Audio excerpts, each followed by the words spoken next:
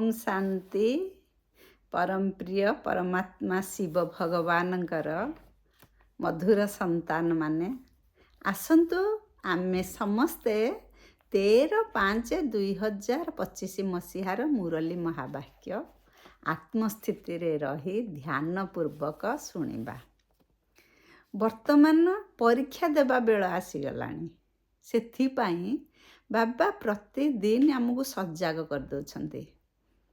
प्रतिदिन पोता मेल दियो, दिन जाक कौन करुच, कौन भूल कल, कौन केते काहाकू केमती भावरे सांत्वना देच, बाबांक पाठ पढ़ेच, कौन बाबांकर सेवा करिच, आ काहाकू भी दुख देच, शांति करेच, कौन ठीक करच, कौन भूल करच। मते समस्ते निजर पोता मेल देकी सुओ। ए कथा कहिबार रहस्य या जे बाबा जानी छंती वर्तमान विनाश बेला आसीगलानी, सी सुधुरिबा को ज्ञान दौछंती, बुझौछंती, किंतु सुधुरिबा कामटा काहार? पतित पावन आसीछंती, आमको पतितरु पावन करिवे। किंतु ई पतितरु से पावन सिना करिवे, किए पावन हबा? आमे पावन हेबा। ताले काम किए करिवो? आमे करिबा। सेथिपाई बाबा कहउछंती जे पोता मेल प्रतिदिन दियो।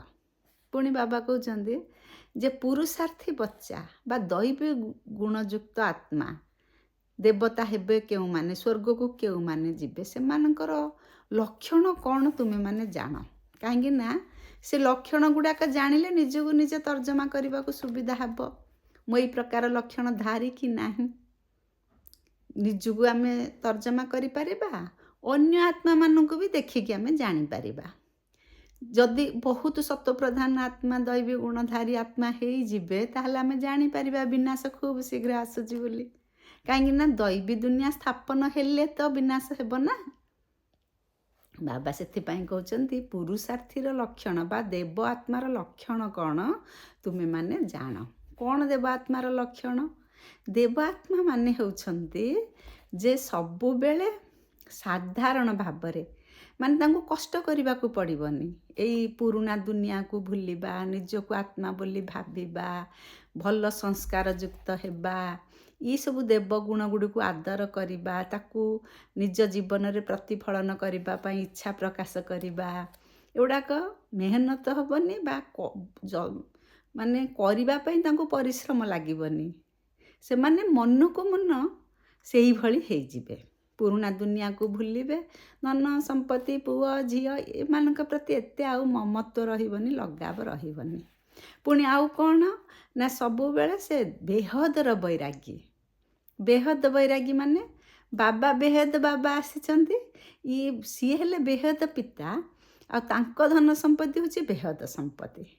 ई जो स्थूल दुनिया रे आमे जेते लोकंक सहित मिसिकी रहिचे, संबंध संपर्क, पिता माता देह सहित संबंध संपत्ति इत्यादि, ये सबुरु मानसिक स्तर रे आमर त्याग भाव आसीब।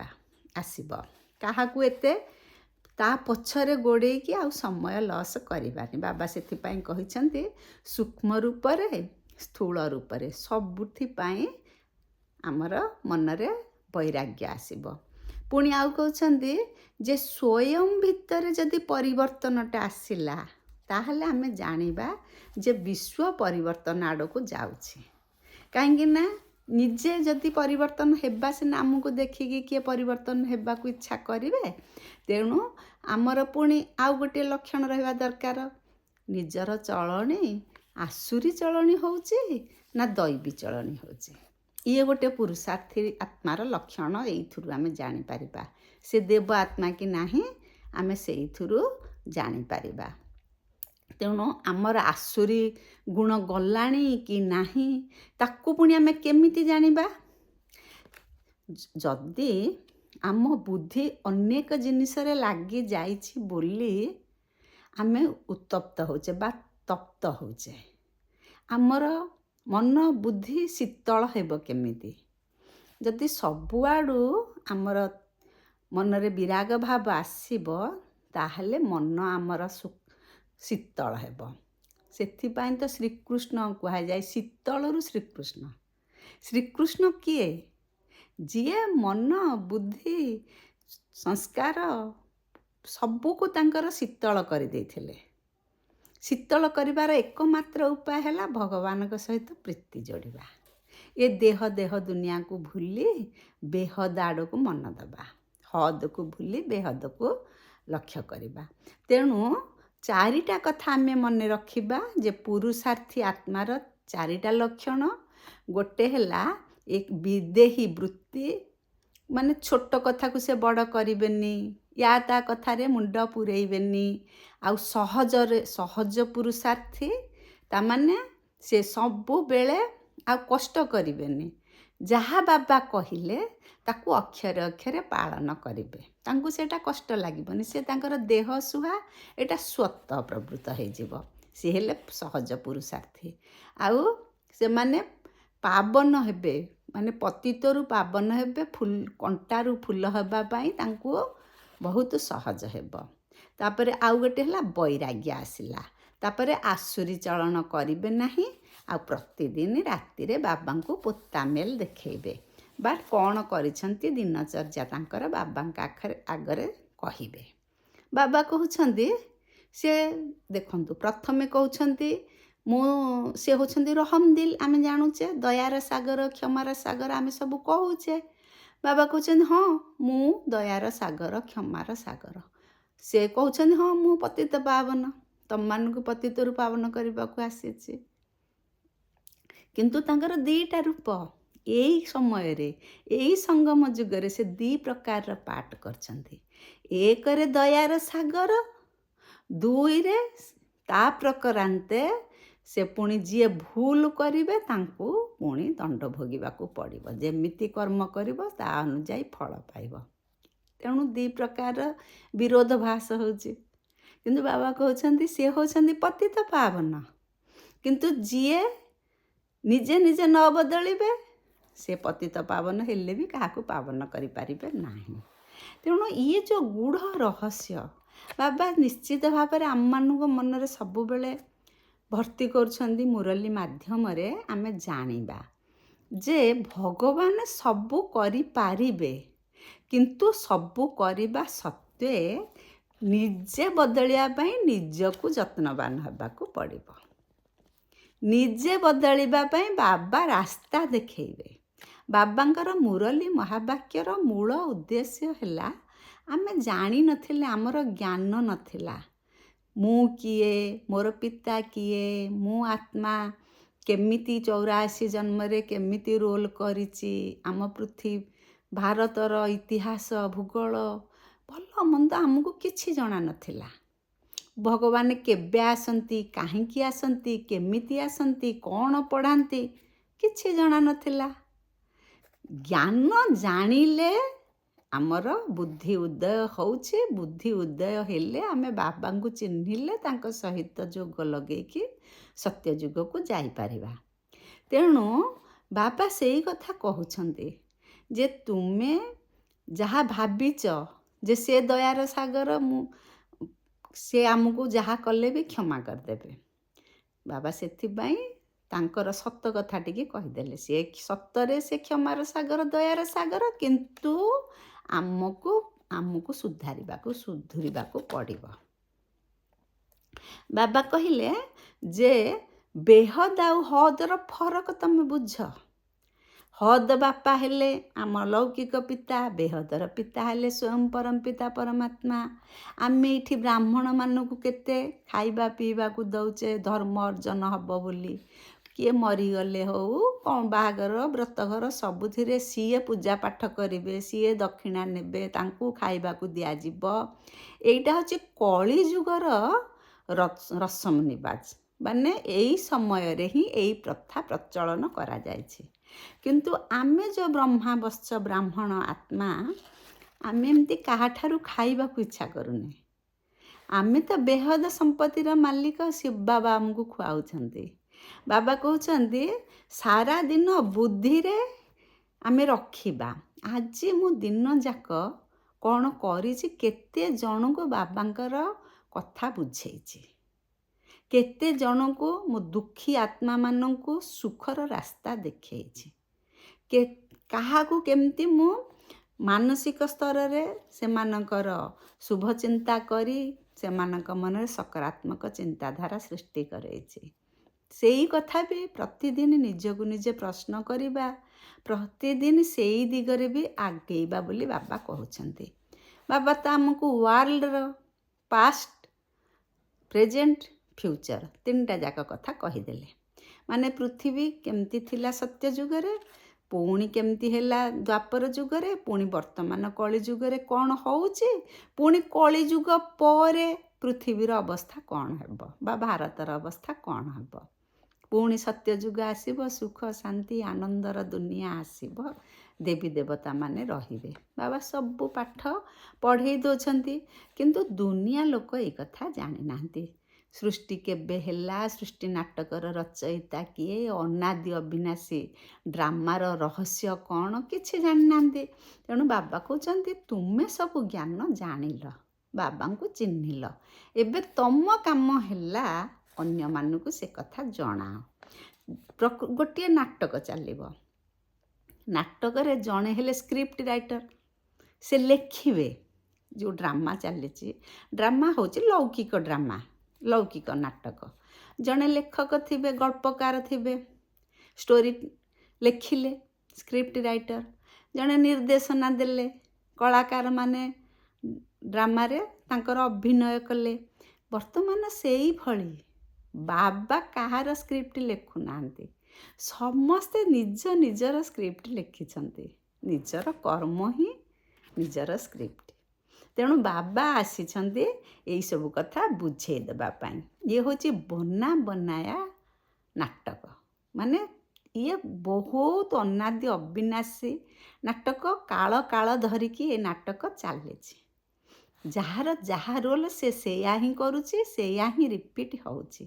ଗୋଟିଏ ପରିବାରରେ ଦେଖିବେ ସ୍ୱାମୀ ପୁରା ହଂସ ପରି ଚାଲୁଥିବେ, ମାନେ ସେ ପବିତ୍ର ମାର୍ଗରେ ଚାଲୁଥିବେ, କିନ୍ତୁ ତାଙ୍କ ଧର୍ମପତ୍ନୀ ବଗୁଲି। ବଗୁଲି ମାନେ ସେ ଆଉ ପତିତ ନଥିବେ, ପତିତ ଥିବେ, ପାବନ ହେଇନଥିବେ, ପବିତ୍ର ମାର୍ଗକୁ ପସନ୍ଦ କରୁନଥିବେ, ସ୍ୱାମୀ କି ସହଯୋଗ ବି କରୁନଥିବେ, ଅଶାନ୍ତି ଘରେ ସୃଷ୍ଟି କରୁଥିବେ। ବାବା କହୁଛନ୍ତି ଇଏ ହେଉଛି ତାଙ୍କ ଭାଗ୍ୟ। ଯଦି ଆଖି ଆଗରେ ଆମର ଉଦାହରଣ ଜଣେ ରହିଲେ ଦେବ ଆତ୍ମା, ତାଙ୍କୁ ଦେଖିକି ଯଦି ପରିବର୍ତ୍ତନ ହେଉନାହାନ୍ତି, ତାମାନେ ତାଙ୍କର ଦୁର୍ଭାଗ୍ୟ। ବାବା କହୁଛନ୍ତି ତୁମେ ଏଥିରେ ବ୍ୟତିବ୍ୟସ୍ତ ହୁଅ ନାହିଁ। ତୁମର ତାଙ୍କ ସହିତ ଅଭିନୟ କରିବାର ପାଳି ପଡ଼ିଛି। ସଂସ୍କାର ସମସ୍ତଙ୍କର ଅଲଗା ଅଲଗା, ଭାଗ୍ୟ ସମସ୍ତଙ୍କର ଅଲଗା ଅଲଗା, କହିବା ଶୈଳୀ ସମସ୍ତଙ୍କର ଅଲଗା ଅଲଗା। ଇଏ ବେହଦ ଦୁନିଆରେ କେହି କାହା ସହ ସମାନ ନୁହନ୍ତି। ତେଣୁ ସଂସ୍କାରର ଟକରାବ ଆସିବ, କିନ୍ତୁ ତୁମେ କାହା ସହିତ ସଂସ୍କାର ସହିତ, ମାନେ ଯାହା ସଂସ୍କାର ତୁମ ସଂସ୍କାର ସହିତ ମିଶୁନି ତା ସହିତ ତୁମେ ଗଣ୍ଡଗୋଳ କରନି। ସଂସ୍କାର ମିଳନ କରିକି ଚଳ। ସେଥିପାଇଁ କୁହାଯାଏ ଶ୍ରୀକୃଷ୍ଣଙ୍କ ରାସଲୀଳା ଚାଲିଛି। ସତ୍ୟ ଯୁଗରେ ସେ ରାସଲୀଳା ହେବ, ମାନେ ସମସ୍ତଙ୍କର ସଂସ୍କାର ମିଳନ ହେବ, ସେଇଠି ସମସ୍ତେ ଖୁସିରେ ନାଚିବେ ଗାଇବେ। ତାମାନେ ସଂସ୍କାର ଯଦି ମିଳନ ନହେଲା ତାହେଲେ ଲଢ଼େଇ ଝଗଡ଼ା ହେଲା। ସଂସ୍କାର ଯଦି ମିଶିଗଲା, ଲଢ଼େଇ ଝଗଡ଼ା ନାହିଁ, ଖୁସି ଚାଲିଲା। କିନ୍ତୁ ବର୍ତ୍ତମାନ କଳି ଯୁଗରେ ସଂସ୍କାର ନ ମିଶିଲେ ବି ଆମେ ଜାଣିଗଲେ ସଂସ୍କାର ସମସ୍ତଙ୍କର ଅଲଗା ଅଲଗା, ଆଚାର ବ୍ୟବହାର, ଚାଲିଚଳନ, କଥାବାର୍ତ୍ତା ସବୁ ଭିନ୍ନ ଭିନ୍ନ, କିନ୍ତୁ ଆମକୁ ସମସ୍ତଙ୍କ ସହିତ ମିଶିକି ଚଳିବାକୁ ପଡ଼ିବ। ବାବାର ସନ୍ତାନ ହୋଇକି ବାବା ଯେଉଁ କଥା କହୁଛନ୍ତି ଆମେ ସବୁ ଜାଣିଗଲା ପରେ ପୁଣି କାହିଁକି ଏତେ ଗଣ୍ଡଗୋଳକୁ ଯିବା?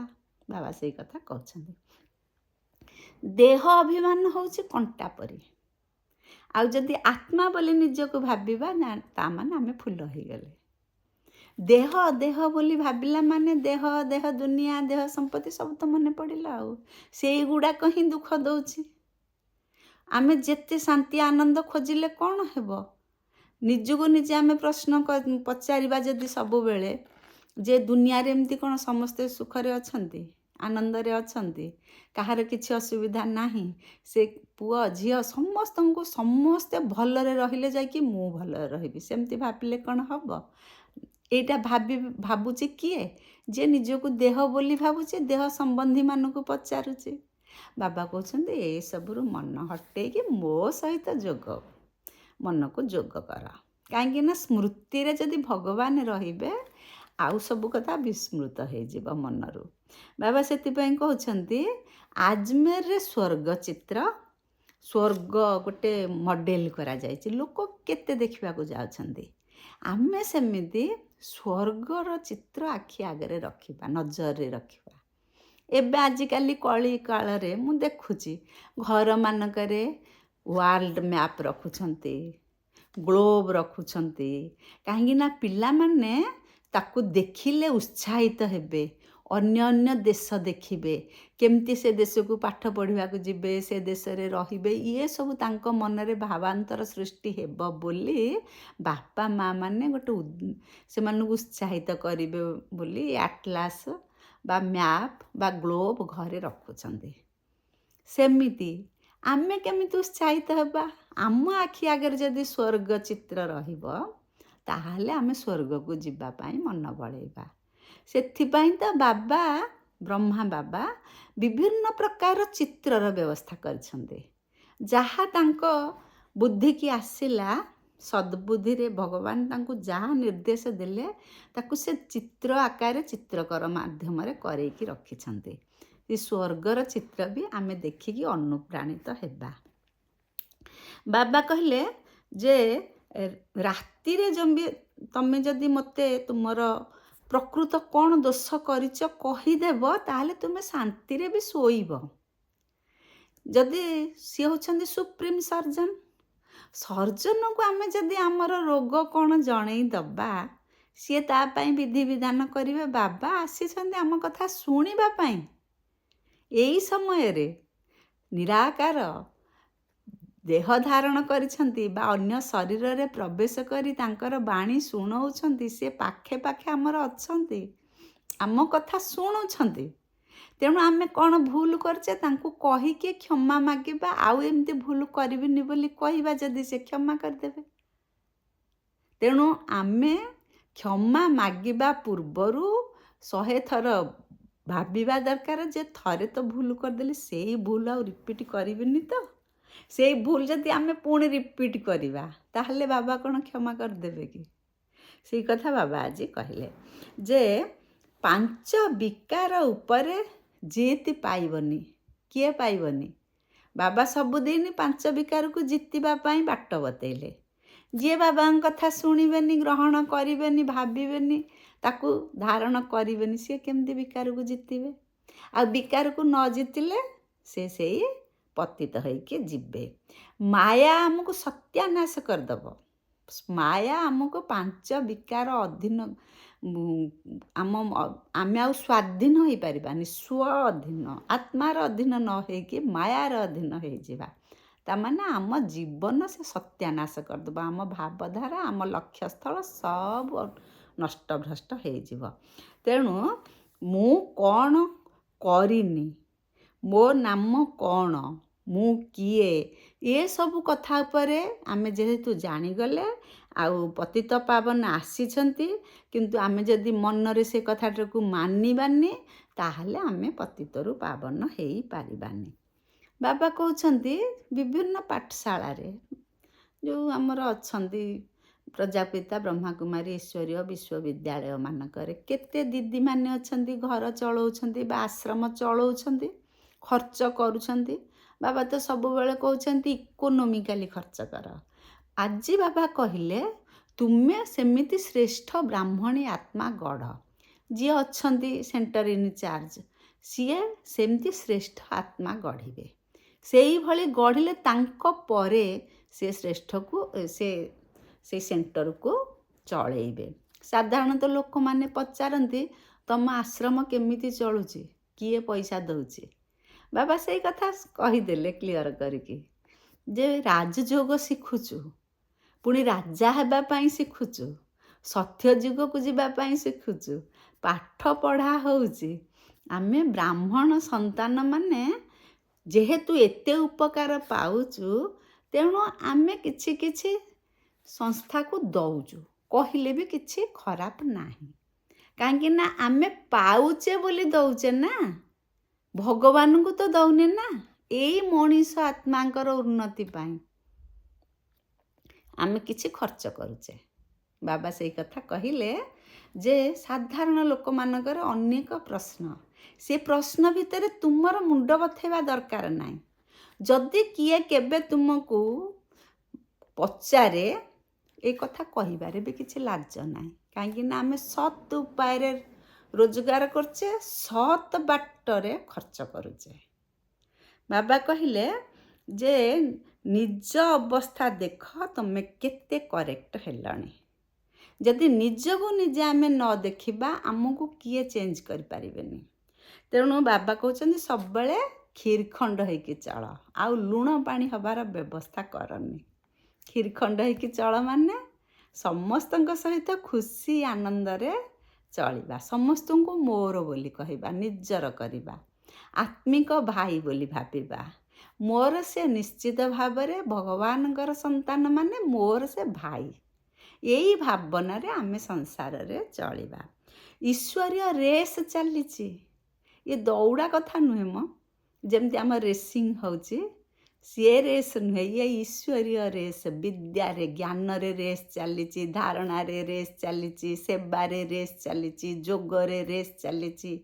ଯେମିତି ସେଠି କମ୍ପିଟିସନ୍ ହେଉଛି, ଆମେ ବି ଜାଣ ସେଇ ସତ୍ୟଯୁଗକୁ ଯିବା ପାଇଁ ମନ ଭିତରେ ସେମିତି ରେସ୍ କରି ଚାଲିଛେ। କାହିଁକି ନା ରେସ୍ ଯଦି ନ କରିବା, ଲକ୍ଷ୍ୟସ୍ଥଳରେ ପହଞ୍ଚି ପାରିବା ନାହିଁ। ବାବା କହିଲେ ବୁଦ୍ଧିରେ ପ୍ୟାରେ ବାବାଙ୍କୁ ସବୁବେଳେ ରଖିବା। ବୁଦ୍ଧିରେ ଆମେ ରେସ୍ କରୁଛେ, ଏଇ ଶରୀରରେ ରେସ୍ କରୁନେ, ବୁଦ୍ଧିରେ ରେସ୍ କରୁଛେ। ଆମେ ରଙ୍ଗ କାମ କରୁଛେ ବୋଲି ବାବାଙ୍କୁ ଜଣେଇବା। ରଙ୍ଗ କାମ ଯଦି ନ କରିବା, ବାବାଙ୍କୁ ଜଣେଇବା ଦରକାର ନାହିଁ। ରଙ୍ଗ କାମ ନ କରିବା ପାଇଁ ଆମେ ଚେଷ୍ଟା କରିଲେ ଆମେ ରଙ୍ଗ କାମ କରିବାନି। ରାଇଟ୍ କାମ ଯିଏ କରୁଛି, ସାଧାରଣ ଲୌକିକ ଦୁନିଆରେ ଜଣେ ଠିକ୍ ବାଟରେ ଚାଲୁଛି, ସେ କ'ଣ କାହାକୁ ଡରୁଛି? ସତ୍ର ସବୁବେଳେ ବିଜୟ। ସତ୍ୟ ଯିଏ କହେ ସେ ସବୁବେଳେ ସାହସୀ। ତେଣୁ ସବୁବେଳେ ଆମେ ଠିକ୍ କାମ କରିବା, ଠିକ୍ରେ ଚଳିବା। ବାବାଙ୍କର ହାତ ଧରିଛେ ନା, ଛୋଟ ମୋଟ କଥା କି? ଯିଏ ଦାତା, ଯିଏ ସବୁଠୁ ମହାନ, ବଡ଼ କଥା ହିଁ ଆମକୁ ଦେଇପାରିବେ, ତାଙ୍କଠୁ ଅଧିକା କେହି ଦେଇପାରିବେନି। ଯାହା ବି ଆମର ଦରକାର ସେ ହିଁ ପୂରଣ କରୁଛନ୍ତି। ତେଣୁ ସିଏ ଯେଉଁ ରାସ୍ତା ବତେଇଲେ ସେଇ ବାଟରେ ଯିବା ହିଁ ଠିକ୍। ନହେଲେ ଆମେ ଭୁଲ ବାଟରେ ଯାଉଛେ ବୋଲି ଜାଣିବା, ଭୁଲ ବାଟରେ ଯିବା ନାହିଁ। ତେଣୁ ବାବା ଆସିଛନ୍ତି, ସେଇଥିପାଇଁ ଆମେ ନିଜକୁ ନିଜେ ସୁଧାରିବା। ନାଟକର ସିନ୍ ସିନେରୀ, ଗୋଟିଏ ନାଟକ ହେଉଛି, ନାଟକର ସିନ୍ ସିନେରୀ ଅଲଗା ଅଲଗା। ସେମିତି ଏଇ ସତ୍ୟ ଯୁଗରେ ସବୁ ସମାନ, ସମସ୍ତେ ପୁରା ଫୁଲ ବଗିଚାରେ ବସିବେ। ଏବେ କଣ୍ଟା ଜଙ୍ଗଲରେ ଅଛନ୍ତି ମାନେ, କିଏ ଟିକେ ବେଶୀ ବଡ଼ କଣ୍ଟା ବହୁତ ଦୁଃଖ ଦେଉଛି, କିଏ ଛୋଟ କଣ୍ଟା କମ୍ ଦୁଃଖ ଦେଉଛି। ଇଏ ବିଭିନ୍ନ ଭେରାଇଟିର କଣ୍ଟା ଏଇଠି ଅଛନ୍ତି। ସତ୍ୟ ଯୁଗରେ ବି ବାବା କହୁଛନ୍ତି ସମସ୍ତେ ତ ରାଜା ହେବେନି, ଅଳ୍ପ ରାଜା ହେବେ। ଏବେ ଯେମିତି ଲୌକିକ ସଂସାରରେ ଅଳ୍ପ ଧନୀ ଲୋକ ଅଛନ୍ତି, ତାଙ୍କଠୁ କମ୍ ଆଉ ଟିକେ ଅଧିକ ଅଛନ୍ତି, ତାଙ୍କଠୁ କମ୍ ବା ଗରିବ ଶ୍ରେଣୀ ବହୁତ ଅଛନ୍ତି। ସେମିତି ସତ୍ୟ ଯୁଗରେ ରାଜା ରହିବେ, ସାହୁକାର ତାଙ୍କଠୁ ଅଧିକା ଟିକେ ରହିବେ ପରିମାଣରେ, ପ୍ରଜା ଅନେକ ରହିବେ। କାହାର ଦାସ ଦାସୀ ସ୍ୱଭାବ ସଂସ୍କାର ଏବେ ବି ଆମେ ଜାଣିପାରୁଛେ। କାହାର ଦାସ ଦାସୀ ପରି ସ୍ୱଭାବ, କାହାର ସାହୁକାର ପରି ସ୍ୱଭାବ, କାହାର ରାଜାଙ୍କ ପରି ସ୍ୱଭାବ। ତେଣୁ ଏ ସ୍ୱଭାବକୁ ଦେଖି ଆମେ ବିଚଳିତ ହେବା ଦରକାର ନାହିଁ। ଯିଏ ଯେମିତି ସ୍ୱଭାବ ସଂସ୍କାର କରିବ, ସିଏ ସେମିତି ପଦବୀ ପାଇବ। ଯିଏ ରାଜକୀୟ ସ୍ୱଭାବ ରଖିଛି, ସେ ଉଚ୍ଚ ପଦବୀ ପାଇବେ। ତେଣୁ ଆମେ ସେଥିରେ କିଛି ବିଚଳିତ ହେବା ଦରକାର ନାହିଁ। ଆମେ ନିଜେ ନିଜର ସଂସ୍କାରକୁ ପରିବର୍ତ୍ତନ କରିବା ବା ରାଜକୀୟ ସଂସ୍କାର ଯୁକ୍ତ ଆମେ ହେବା। ବାବା କହୁଛନ୍ତି ଦେବାତ୍ମା ସମସ୍ତେ ହେବେ, କି ହେବେ ନାହିଁ। ତେଣୁ ଆମେ ଯାହା ସାଥିରେ ମିଶୁଛେ କେବଳ ଆମେ ଭଗବାନଙ୍କର ପରିଚୟ ଦେବା, କିନ୍ତୁ ସିଏ କାହିଁକି ଆମ କଥା ଶୁଣୁନି, ସିଏ କାହିଁକି ଭଗବାନଙ୍କୁ ବିଶ୍ୱାସ କରୁନି, ସିଏ ମୋତେ କାହିଁକି ତାତ୍ସଲ୍ୟ କଲା, ଇଏ ସବୁଥିରେ ଆମର ମୁଣ୍ଡ ଭର୍ତ୍ତି କରିବା ଦରକାର ନାହିଁ। ବାବା କହୁଛନ୍ତି ଯେ ବର୍ତ୍ତମାନ ତୁମେ ବେଶ୍ୟାଳୟରେ ରହିଛ, ଶିବାଳୟକୁ ଯିବ। ବେଶ୍ୟାଳୟ କ'ଣ? ବିଷ ଆଳୟ। ଏଇଠି ଖାଲି ବିଷ ହିଁ ବିଷ। ତେଣୁ ଏ ବିଷ ଦୁନିଆରୁ ଆମେ ଅମୃତ ଦୁନିଆକୁ ଯିବା, ଶିବାଳୟକୁ ଯିବା, ଯାହାକି ସ୍ୱୟଂ ପରମପିତା ପରମାତ୍ମା ଶିବ ବାବା ସ୍ଥାପନ କରୁଛନ୍ତି। ଆଦି ସନାତନ ଦେବୀ ଦେବତା ଧର୍ମର ସ୍ଥାପନା ଚାଲିଛି। ମୁଁ କେଡ଼େ ଭାଗ୍ୟବାନ, ମୁଁ ସେ ଜାଗାରେ ପହଞ୍ଚିବି। ଏଇ କଥାଟା ସବୁବେଳେ ଭାବିବା। ବାବା କହୁଛନ୍ତି ଯେ ଯଦି ଆମେ ନିଜକୁ ସ୍ୱର୍ଗ ବନେଇବା ଧନ୍ଦାରେ ଲାଗି ପଡ଼ିବା ନା, ଆମକୁ ଆଉ କିଛି ଧନ୍ଦା ଆଖି ଆଗକୁ ଦେଖାଯିବନି। ଆମର କାମ ହେଉଛି ପତିତରୁ ପାବନ ହେବା, ସ୍ୱର୍ଗ ଦୁନିଆ ବନେଇବା ପାଇଁ ସେଇ ଧନ୍ଦାରେ ଲାଗିବା। ତା ଅର୍ଥ ଅନ୍ୟ ସମସ୍ତଙ୍କୁ ବାବାଙ୍କର ପରିଚୟ ଦେଇ ଦୈବୀ ଗୁଣଯୁକ୍ତ ଆତ୍ମା ପ୍ରସ୍ତୁତ କରିବା। ଆମର ଆଉ ଛୋଟ ପିଲାର ବୁଦ୍ଧି ନାହିଁ, ବେବି ବୁଦ୍ଧି ନୁହେଁ। ଯିଏ ନିଜେ ନିଜ ପରି ବ୍ରାହ୍ମଣ ତିଆରି କରିବ, ତା ପଛରେ କେତେ ଯେ ଆଶୀର୍ବାଦ ରହିବ ବାବା କହିଦେଉଛନ୍ତି। ନିଜ ଉନ୍ନତି ପାଇଁ ସବୁବେଳେ ଖିଆଲ ରଖିବା। ବାବା କ୍ଷମାର ସାଗର, ସିନା ସେ କ୍ଷମା କରନ୍ତିନି, ସିଏ ରାସ୍ତା ବତାନ୍ତି, ସୁଧୁରିବା ପାଇଁ ଆମକୁ ସାହସ, ଶକ୍ତି, ଜ୍ଞାନ ଯୋଗାନ୍ତି। ସଂସ୍କାର ବଦଳେଇବା ଆମ ନିଜର କାମ। ଯଦି ଆମେ ଗୁରୁଙ୍କର ନିନ୍ଦା କରିବା ତାହେଲେ କେଉଁଠି ହେଲେ ଆମକୁ ରକ୍ଷା ନାହିଁ। ଗୁରୁ ନିନ୍ଦକ ଠର ନେଇ ସକତା, ମାନେ ରହିପାରିବନି, ସେ ସଂସ୍ଥାରେ ରହିପାରିବନି। ତେଣୁ ଆମେ କେବେ ହେଲେ ଭଗବାନଙ୍କର ନିନ୍ଦା କରିବାନି, ସେଣ୍ଟରର ଭଉଣୀମାନଙ୍କର ନିନ୍ଦା କରିବାନି, ବ୍ରାହ୍ମଣ ପରିବାରର ନିନ୍ଦା କରିବାନି। ନିଜକୁ ଶ୍ରେଷ୍ଠ ଆତ୍ମା ରୂପେ ଗଢ଼ି ତୋଳିବା ପାଇଁ ଆମେ ସବୁବେଳେ ସାହସ ଶକ୍ତି ମନରେ ରଖିବା, ଆଉ ଆଗକୁ ଖୁବ୍ ଶୀଘ୍ର ତୀବ୍ର ପୁରୁଷାର୍ଥୀ ହୋଇ ଯିବା। ବାବା କହୁଛନ୍ତି ଆମର ଯଦି ସଂସ୍କାର ଆମର ପରିବର୍ତ୍ତନ ହେଇଗଲା, ତାହେଲେ ଆମେ ସଂସାର ପରିବର୍ତ୍ତନ କରିଦେବା। ବାବା ସେଥିପାଇଁ କହୁଛନ୍ତି ଯେ ନିଜେ ପଢ଼ିବାର ଜଲୁଆ ଦେଖାଅ, ଆଉ ବୈରାଗ୍ୟ ବୃତ୍ତିକୁ ଆପଣାଅ। ସବୁବେଳେ ଅନ୍ୟ ଭଗବାନଙ୍କ ଚିନ୍ତାରେ ରହି, ଭଗବତ ବିଶ୍ୱାସରେ ରହି ଆଗକୁ ମାଡ଼ି ଚାଲ। ଓମ୍ ଶାନ୍ତି।